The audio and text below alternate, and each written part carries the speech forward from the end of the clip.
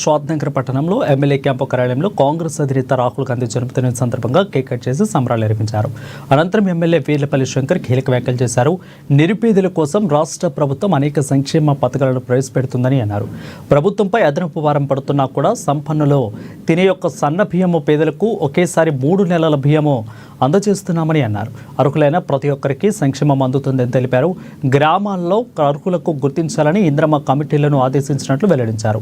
తెలంగాణ అమరవీరుల త్యాగాలను తమ త్యాగాలుగా చెప్పుకుని రాష్ట్రాన్ని 10 ఏళ్లు బీఆర్ఎస్ పార్టీ ఏలిందని అన్నారు. అయితే ఎన్నటికీ ఎప్పటికీ కూడా వాళ్ళే రాష్ట్రాన్ని ఏలాలనే ఉద్దేశంతో ఫోన్ ట్యాపింగ్లు చేసి నాయకుల వ్యక్తిగత స్వేచ్ఛకు భంగం కలిగించారని మండిపడ్డారు. అలాంటి వారిని కఠినంగా శిక్షించాలని ఆయన స్పష్టం చేశారు.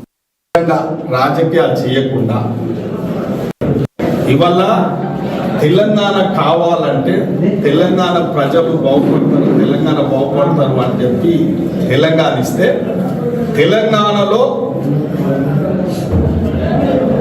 అమరవీరుల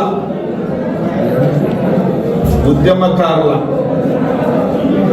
ప్రాణాలు వాళ్ళ కష్టాలను అడ్డం పెట్టుకొని అధికారాన్ని అనుభవించి ఈ తెలంగాణలో ఇంకొక నాయకుడే రావద్దు, ఇంకొక పార్టీ ఉండొద్దు, ఇంకొక వ్యక్తే ఉండొద్దు అని ఒక కుట్ర, పెద్ద కుట్ర చేసి వ్యక్తిగత స్వేచ్ఛకు భంగం కల్పించింది. ఒక స్వేచ్ఛ ప్రజాస్వామ్యబద్ధంగా రాజకీయాలు చేయకుండా ఫోన్ ట్యాపింగ్ చేయడం ఎంత నీచమైన సంస్కృతం, ఎంత పెద్ద నేరమో ఇలా చట్టాలు చూస్తే తెలుస్తుంది. ఇవాళ గొప్పలు చెప్తారు, ఇంకా సత్యహరిచంద్రులమని చెప్తారు.